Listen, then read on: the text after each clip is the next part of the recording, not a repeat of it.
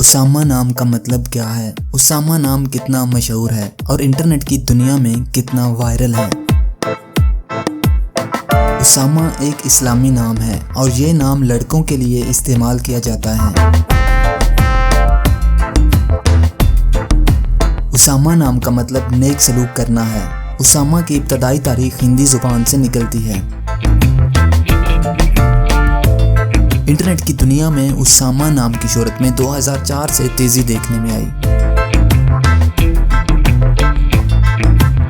پچھلے 15 سال میں آپ اسامہ نام کی شہرت اور ٹرینڈز کا گراف سکرین پر دیکھ سکتے ہیں۔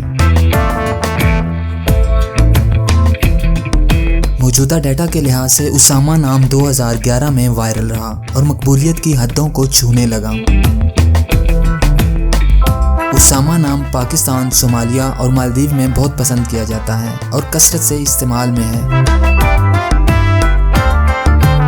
اگر آپ کا نام اسامہ ہے تو کمنٹس میں اپنا پورا نام لکھیں تاکہ ہم آپ کے لیے الگ ویڈیو بنا سکیں۔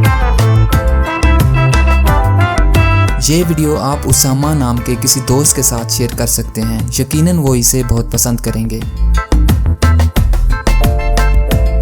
اس چینل پر آپ مزید ہزاروں اسلامی ناموں کے معنی، ٹرینڈز اور شہرت کا ڈیٹا دیکھ سکتے ہیں۔